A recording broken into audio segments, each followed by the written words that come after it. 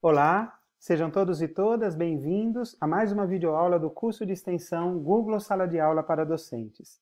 Eu sou Eniel Santo e nessa aula nós iremos abordar a temática dos elementos do design instrucional digital. De fato, o objetivo nosso nessa videoaula é compreender como se dá a estruturação do design instrucional, quer em cursos ou mesmo em componentes curriculares que porventura nós venhamos a ministrar utilizando os espaços virtuais de aprendizagem. Me acompanhe. O primeiro ponto de nossa discussão é entendermos esse termo design instrucional. O design instrucional pode parecer estranho para algum, porque a palavra instrucional muitas vezes incomoda, pois nos remete na língua portuguesa a um processo passivo de aprendizagem. Mas eu já lhes asseguro que o design instrucional não tem nada a ver com isso. De fato, ele é um termo cunhado lá na década de 1960 e já preconizava desde o seu início uma ampla interação entre os protagonistas do processo de ensino e aprendizagem. Ou seja, o design instrucional propicia ou preconiza um aprendizado ativo. Daí a razão de algumas pessoas preferirem utilizar o termo design educacional. E ele vai se referir ao quê? Vai se referir à estruturação pedagógica de um curso, como esse curso ou componente curricular ele é estruturado nos ambientes virtuais de aprendizagem. Ele tem a ver com os métodos, com as técnicas, com os recursos que nós vamos utilizar como facilitadores desse processo de ensino e aprendizagem. Entre os muitos modelos existentes de design instrucional, nós temos aqui o modelo AD, que é o mais amplamente difundido.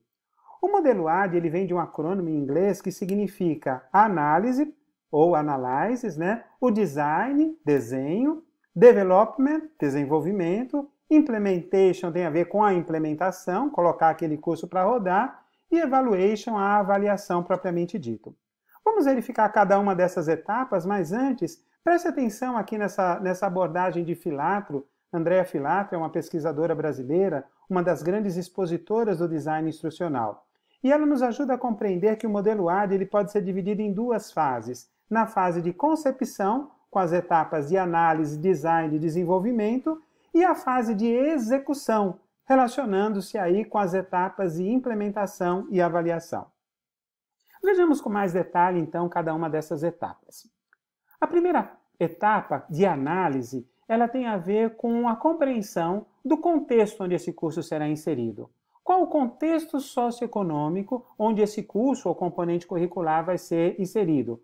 Repare, no caso de curso, por exemplo, se você vai ministrar um componente curricular, esse componente curricular, via de regra, está atrelado a uma matriz curricular de um curso. E essa matriz curricular tem um projeto pedagógico. No projeto pedagógico nós temos essas informações. E nós podemos ter mais clareza ao ler o projeto pedagógico de um curso sobre qual o contexto socioeconômico que nós estamos inseridos naquela proposta educativa.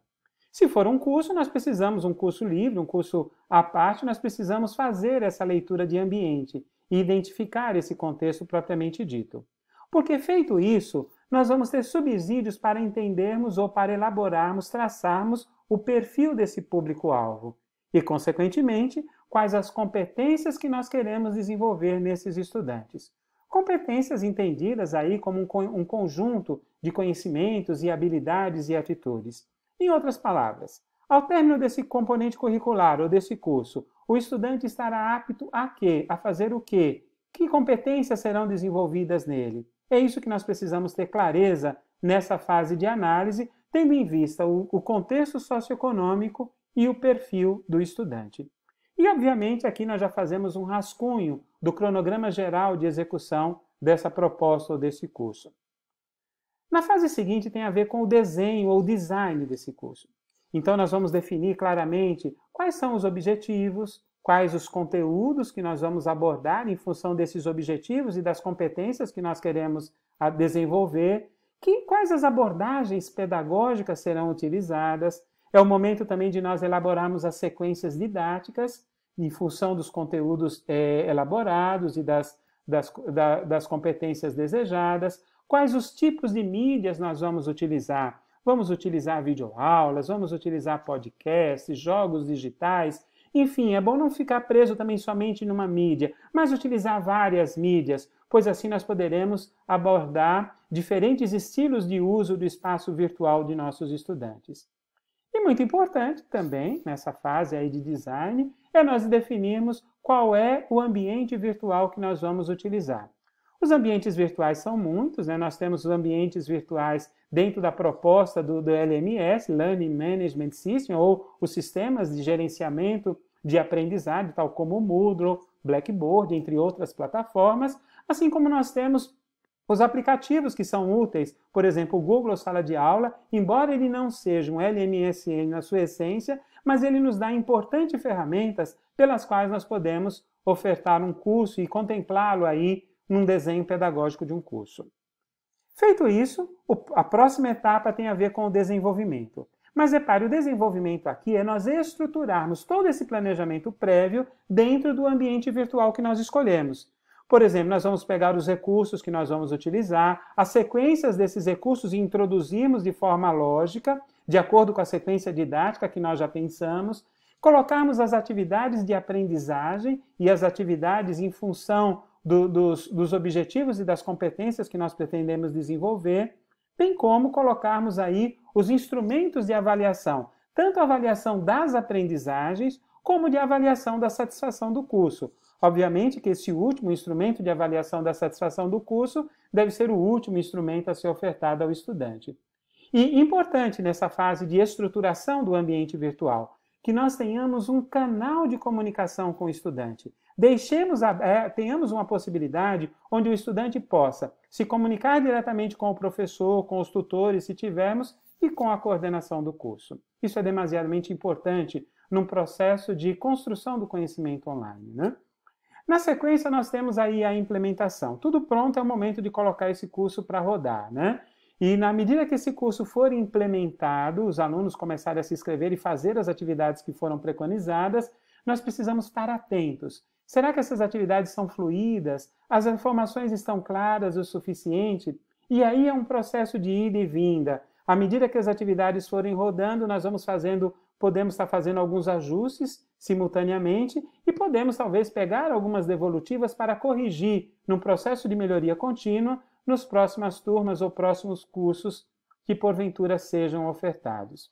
Aí é importante esse processo de avaliação, analisar se os recursos eles estão realmente propiciando o desenvolvimento das competências e, sempre que possível, nós deixarmos as devolutivas formais registradas, porque isso vai nos ajudar na estruturação da próxima turma que nós venhamos a ofertar. Por fim, não menos importante, nós temos aqui a etapa da avaliação.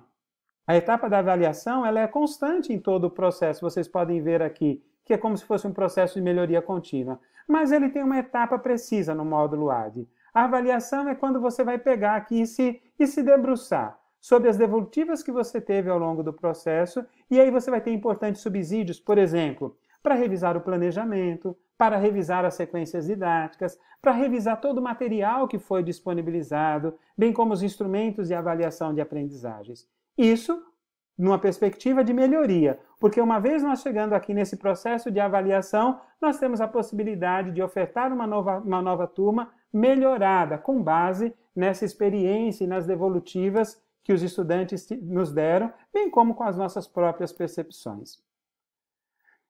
Nós temos aqui online, no nosso ambiente virtual, um texto que nós produzimos, um texto base intitulado Design Instrucional em Ambientes Virtuais, onde ele deixa claro cada uma dessas fases. Nós tecemos comentários um pouquinho mais aprofundados sobre a fase de análise, de desenho, de desenvolvimento, de implementação e avaliação. E nós recomendamos que vocês leiam, também tempo para ler esse texto base, pois é demasiadamente importante nesse processo de pensar a elaboração, a estruturação de um curso, quer no Google Sala de Aula ou qualquer outro ambiente virtual de aprendizagem.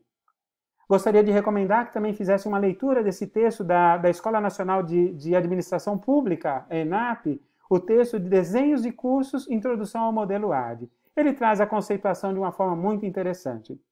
E por fim, nós temos um artigo científico que aborda aí um breve panorama sobre o design instrucional, um artigo publicado na revista EAD em Foco, que poderá dar mais subsídios para que nós possamos implementar um design educacional ou instrucional nos nossos cursos. Em síntese, nós podemos dizer que o design instrucional ou educacional, como queira, ele é demasiadamente imprescindível na estruturação pedagógica, quer de um curso ou de um componente curricular que nós venhamos a ofertá-lo, totalmente à distância ou mesmo semipresencial no formato híbrido. Há necessidade de nós seguirmos claramente as fases de planejamento, de execução e de análise crítica, se nós queremos que esse curso ele seja constantemente melhorado e atinja os seus objetivos, desenvolvendo as competências desejadas no nosso plano de ensino. Nós ficamos por aqui, agradeço a atenção de vocês e espero que essa videoaula possa ter lhe dado elementos para a estruturação de cursos e atividades no Google Sala de Aula ou em qualquer outro ambiente virtual de aprendizagem, utilizando aí os elementos do design instrucional. Desejo a todos e todas sucesso e até o nosso próximo encontro.